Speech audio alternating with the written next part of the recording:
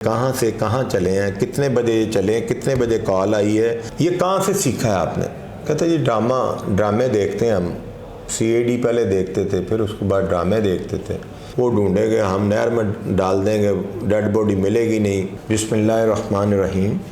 اس طرح ہے کہ میں یہاں DSP CA ڈیفنس کام کر رہا ہوں۔ آج سے 24/5 کو ایک وقوع رائیونٹ سٹی تھانہ میں درج ہوتا ہے، 365 کا FIR درج ہوتی ہے، اور 24/5 کے بعد ابتدائی جو تفتیش ہے وہ علاقہ تھانہ انچارج انویسٹیگیشن کرتے ہیں اور ملزم کو گرفتار کرتے ہیں ڈیٹیل سے، CDR سے۔ وہاں وہ بریک نہیں ہوتا، اسی دوران وہ اپنے وکلا کے ذریعے بیلف ڈلواتا ہے اور بیلف کے ذریعے اپنی گرفتاری ڈلوا کے جیل میں چلا جاتا ہے۔ جب اپنا وہ مدعی حضرات کو جب پتہ چلتا ہے کہ ملزم ہمارا پکڑا ہے، اور اسی دوران 2 دن کے ریمانڈ کے بعد وکلا کی وجہ سے وہ جیل میں چلا جاتا ہے، تو وہ DIG صاحب کامران عادل صاحب کے پاس جاتے ہیں کہ ہماری تفتیش جو ہے وہ CIA کے سپرد کر دی جائے۔ انہوں نے میرے پاس وہ تفتیش مجھے مار کی اور میں نے اس کو اوپر ورکنگ شروع کی۔ ورکنگ شروع کرنے کے بعد میرے سب انسپیکٹر صاحب کو میں نے CDR آپریٹر سے اپنے CDR کو کہا کہ یہ نمبرز کی CDR لیں اور اس کے بعد ہم ورکنگ سٹارٹ کرتے ہیں۔ ہم نے وہ ورکنگ سٹارٹ کی۔ پتہ یہ چلا کہ طارق نامی شخص جو تھا، جو ST ریلوے میں کام کرتا ہے، وہ اس دوران جس دن 24/5 کو 2023 کو جب وہ اپنی ڈیوٹی پہ جاتا ہے ملتان، تو وہ اس نے کمیٹی ڈالی ہوتی ہے اکبر کے ساتھ۔ اکبر اس کو فون کرتا ہے طارق کو کہ آپ کی جو کمیٹی میرے پاس جمع ہو گئی ہے وہ آپ کی نکل آئی ہے، میں کس کو دوں؟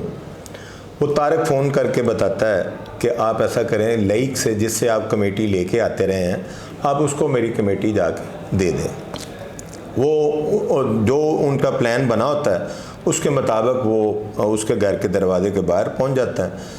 تو وہاں سے اکبر اس کو فون کرتا ہے طارق کو کہ میں اس کے گھر کے باہر پہنچ گیا ہوں، لائق کے گھر، تو آپ اس کو کہیں کہ باہر سے کمیٹی ریسیو کر لیں۔ اسی دوران طارق اس کو لائق کو فون کرتا ہے، وہ اس کا فون اندر ہی ہوتا ہے، وہ اپنا فون چھوڑ کے باہر آ جاتا ہے۔ باہر اس کا بھائی جو ہے سلیم اس کو دیکھ رہا ہوتا ہے کہ یہ باہر گیا ہے، تو تھوڑی دیر کے بعد نا وہ دروازہ بند ہو جاتا ہے۔ طارق اس کو فون کرتا ہے، لائق باہر چلا جاتا ہے، یہ دونوں باہر کھڑے ہوتے ہیں، وحید اور اکبر باہر کھڑے ہوتے ہیں۔ وہ گیٹ کھولتا ہے، اس کے اندر وہ پیسے پکڑاتا ہے اس کو، لائق کو، وہ پیسے گننے شروع کر دیتا ہے۔ وہ ڈرائیور اس کو کہتا ہے کہ بابا جی آپ ایسا کریں کہ پاؤں اندر کر لیں، ایک پاؤں اس کا باہر تھا، ایک پاؤں اندر تھا، تو بابا جی آپ اندر کر لیں، کولنگ جو ہے نا گاڑی کی وہ باہر جا رہی ہے، تو آپ اندر بیٹھ کے پیسے گن لیں۔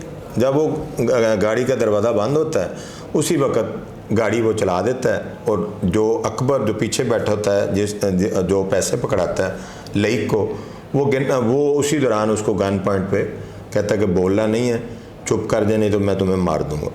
وہ وہاں سے گاڑی لے کے نہر کے پاس چلے جاتے ہیں۔ جب نہر کے پاس آ جاتے ہیں وہ کال بیک کرتا ہے دوبارہ، اس کو سمجھاتے ہیں بابے کو کہ بھئی اگر تم نے چلاکی کی تو تمہیں ادھر ہی مار دیں گے، تم نے یہ کہنا ہے طارق کو کہ میں نے پوری پیسوں کی 4.5 لاکھ میں نے وصول کر لی ہے، لہذا وہ اس کے کہنے پہ، کیونکہ وہ بابا تھا 60 ایئرز اس کی ایج تھی، وہ بیچارہ گھبرا گیا اور اس نے ٹیلی فون پہ اوکے کی آواز دے دی کہ میں نے 4.5 لاکھ جو ہے وہ میں نے گن لیا اور میں نے وصول کر لیا۔ اسی دوران اس کو گاڑی سے نیچے اتارتے ہیں اور وہ کان پٹی پہ رکھ کے اس کو فائر مارتے ہیں، اور دونوں یہ اٹھا کے نہر میں پھینک دیتے ہیں۔ نہر میں پھینکنے کے بعد یہ اگلے دن جب وہ اس کے ساتھ اس کا مدعی جو ہے بھائی، وہ فون کرتا ہے طارق کو کہ یار اس طرح میرا بھائی رات کو گھر نہیں آیا، وہ آپ نے اس کو فون کیا، کیونکہ وہ CDR لی، وہ CDR پہ سلیم نے جو جس کے ساتھ کانٹیکٹ تھا اس بندے کو پوچھنا شروع کیا، اپنے طور پہ اس نے تفتیش شروع کی۔ پھر 22/5 کا یہ وقوع ہے، 24/5 کو 365 کا پرچہ درج ہوتا ہے۔ 27 کو ہمارے پاس 30 کو ہمارے پاس تفتیش آتی ہے. 30 کے بعد ہم یہ ورکنگ کر کے تمام راجہ جنگ سے یہاں سے راجہ جنگ سے جو تھانے متعلقہ ہوتے ہیں وہاں ہم SHO صاحب کے ساتھ میں خود بات کرتا ہوں کہ یار اس طرح کوئی ڈیڈ باڈی آپ کو ملے لاوارث تو وہ آپ نے ہمیں بتانا ہے. 10-12 دن کے بعد ٹیلی فون آیا مجھے SHO مانگا کا کہ وہ اس طرح پانی جب نیچے گیا ہے تو وہ ایک ڈیڈ باڈی ملی ہے تو آپ مدعی صاحبان کو آپ ہمارے پاس بھیج دیں تاکہ وہ ڈیڈ باڈی کو شناخت کر لیں. میں نے ان کو فون کیا کہ آپ جائیں. میرا بھی سب انسپیکٹر ادھر پہنچ گیا. انہوں نے اپنی ڈیڈ باڈی شناخت کر لی اور اس کے بعد پھر ہم نے جرم عائد کیا 302 کا. تم کو پہلے 365 تھی, اس کے بعد 302 ہوئی. پھر ہم یہ ملزمان پھر گاڑی ریکور کی, پھر جو ریکوری تھی وہ کیے پیسے, پھر دونوں ملزمان کو گرفتار کر کے کیفر کردار تک جیل میں سے. اغوا کے بعد متعلقہ پولیس کو تو کیونکہ وہ انہوں نے بیل آف ڈلوایا, کیونکہ انہوں نے پلاننگ کی تھی کہ جو پیسے جو ریکوری تھی وہ وکیل حضرات صاحب کو کہا کہ جی بیل آف ڈلوائیں, اور بیل آف جب ڈلوایا تو اسی وقت پھر اس کی گرفتاری ڈالی ہوئی تھی. تو گرفتار کرنے کے بعد وہ 2 دن اس کا ریمانڈ لیا. 2 دن ریمانڈ کے بعد وہ ادھر بریک نہیں ہوا, وہ 2 دن کے بعد اس کو ادھر بھیج دیا. جب ہمارے پاس تفتیش آئی تو اس وقت ہم نے تمام جو اس کے ریلیونٹ بندے تھے 5-6 بندے, جیسے ایک وحید تھا, ایک عامر تھا, پھر اس کے بعد ایک اویس تھا, ہم نے ان کی کال ڈیٹیل لی. کال ڈیٹیل لینے کے بعد پھر ہم نے دیکھا کہ اس وقوع کے دوران ان کی پوزیشن کس جگہ پہ ہے, اس کا موازنہ کیا گیا. اکبر کی ادھر آئی لوکیشن, اس کے بعد وحید کی ہم نے کال ڈیٹیل لی, اس کی ادھر لوکیشن آئی, پھر ہم نے میچ کیا. پھر باری باری علیحدہ ان کو ہم نے اس کو پھر ریمانڈ پہ جو 2 دن کا ریمانڈ تھا وہ 302 میں ہم نے اس کا 12 ڈیز کا ریمانڈ لیا. اور اس کے بعد یہ ساری حقیقت سامنے آئی کہ اس طرح یہ ہوا, اس طرح یہ ہوا, اس طرح یہ ہوا. جو قتل ہے نا, ناحق قتل, یہ کبھی بھی نہیں چھپتا. اور پولیس کی اپنی ٹیکنالوجی کے ذریعے جب ایک ملزم جو جرم کرتا ہے وہ جو ناحق قتل ہو, جو قتل ہو ناحق ہو, اور اس کو یہ پتہ نہیں کہ میں نے صرف 4.5 لاکھ اپنا بچانے کے لیے, اس نے یہ امانتاً رقم دینے کے لیے, نہ اس کا کوئی قصور, نہ اس کی کوئی بات, نہ اس کی کوئی مخالفت, نہ اس کے ساتھ کوئی ذاتی رنجش, اس وجہ سے کہ صرف میں اپنے 4.5 لاکھ میں بتا دوں گا, اپنا جرم چھپا لوں گا کہ پولیس جو ہے وہ بھی سوئی ہوئی ہے اور سارا بندوں سب. ہاں وہ جب اگلے دن اس کو بلایا اس نے مدعی نے اس سے پوچھا کہ یار تم میرے بھائی کو کمیٹی دے کے گئے ہو, پھر تم کدھر گئے؟ اس نے کہا جی میں نے کمیٹی دی اور میں اپنے گھر چلا گیا, میں نے اپنے بھینس کو پٹھے ڈالے, میں نے دودھ جا کے جدھر میں دیتا تھا ادھر میں نے دیے. یعنی کہ وہ اپنے جرم کو اس طرح چھپا رہا تھا کہ جیسے اس کو پتہ ہی نہیں چلنا. جب وہ ہمارے پاس آیا تو پھر ہم نے اس کو ٹو دی پوائنٹ ہم نے کہا بات یہ ہے کہ آپ کا سارا کچھ ہمیں دوسرے بندے نے ہمیں بتا دیا ہے, تم بھی بتا دو. وہ پھر اس کے بعد وہ بریک ہو گیا, باری باری اس کی انٹیروگیشن کی. پھر وہ جو گاڑی جدھر سے لے کے آیا وہ گاڑی ہم نے برآمد کی. جو موٹر سائیکل تھی, موٹر سائیکل پہ بیٹھا ہوا تھا, وہ موٹر سائیکل وہاں مار کے دوبارہ وہ موٹر سائیکل اپنی لینے آیا. پھر آئندہ جو دوسرا ملزم تھا اس کو پھر ہم نے پوچھا کہ تم نے اس کے ساتھ, اس نے کہا جی اس نے مجھے کہا کہ بندہ اٹھانا ہے, اس نے یہ نہیں کہا تھا کہ اس کو مارنا ہے, تو اس نے اس کو مار دیا. تو مجھے یہ جھوٹ بولتے ہیں پھر کہ جی اپنا ایک بندہ جب گاڑی میں بٹھاتا ہے اس کو اغوا کرتا ہے, کوئی بچہ تو نہیں ہوتا ہے نا کہ بعد میں یہ کہتا ہے جی اس نے مجھے بھی دھمکی دی تھی کہ جی اگر تم نے بتایا یہ والا تو پھر تمہیں بھی مار دیں گے. تو یہ صرف اور صرف 5-6 سال تک یہ کمیٹی کا کام کر رہا ہے.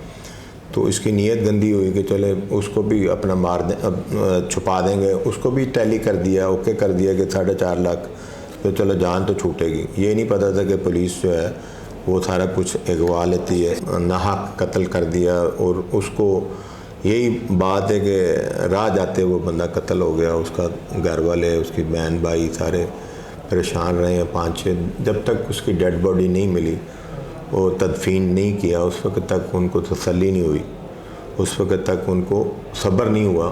جب انہوں نے جنازہ پڑھا, جب دیکھا پھر اس کے بعد ان کو تسلی ہوئی کہ چلو ہم نے تدفین تو کر دی ہے۔ تلکا پولیس کے پاس اسی دن اس نے اپلیکیشن دی۔ اپلیکیشن دینے کے بعد وہ 2 دن اپنی تسلی کرتے رہے پولیس والے۔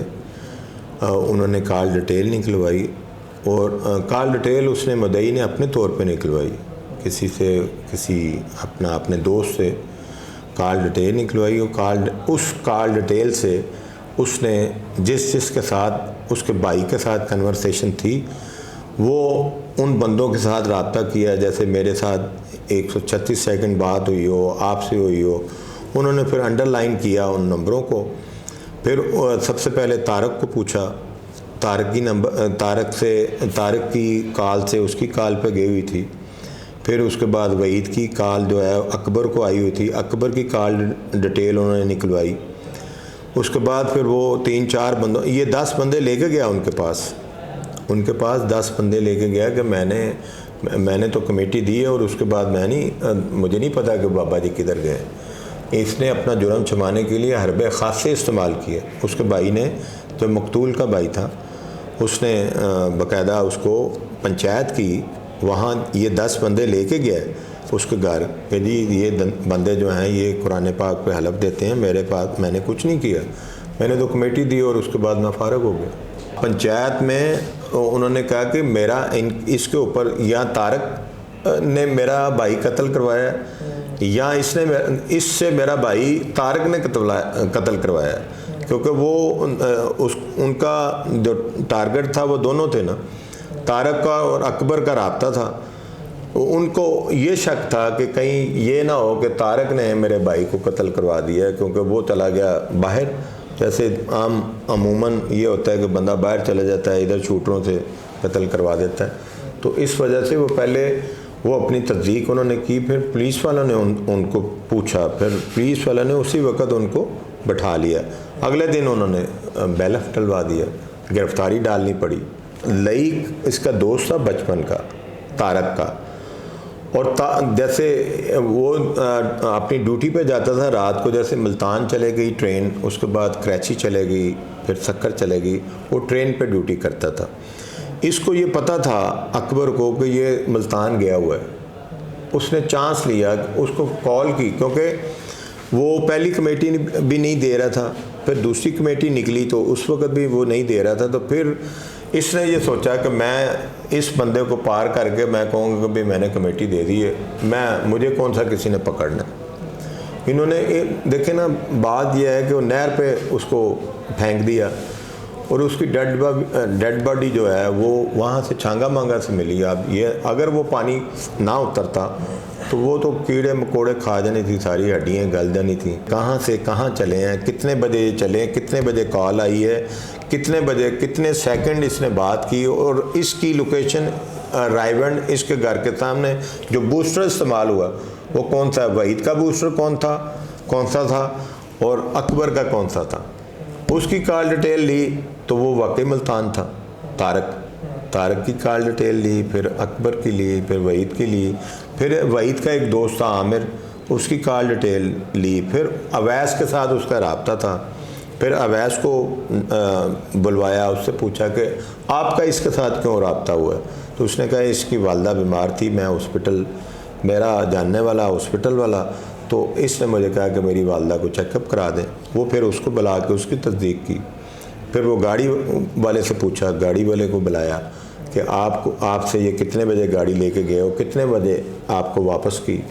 یہ ساری چیزیں انٹرنل جب ہوئیں، پھر تفتیش کا نتیجہ اخذ کیا، پھر اس کے بعد ان کو گرفتار کیا۔ میں کہ اتنا بڑا آپ نے سانحہ کر دیا ہے، یہ کہاں سے سیکھا ہے آپ نے؟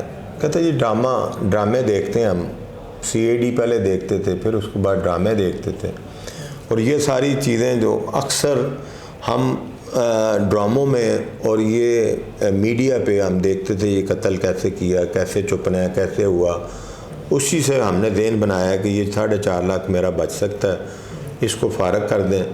وہ ڈھونڈیں گے، ہم نہر میں ڈال دیں گے، ڈیڈ باڈی ملے گی نہیں، تو آرام سے 4.5 لاکھ بھی میں کہوں گا ابھی میں نے تو اس کو دے دیا، آپ کو فون کروایا، تو اس وجہ سے یہ اس بندے کا نقصان ہو گیا، اس بندے کو بیچارے کو اس کی اجل، اور وہ 5 وقت کا نمازی تھا، تہجد گزار تھا وہ بندہ۔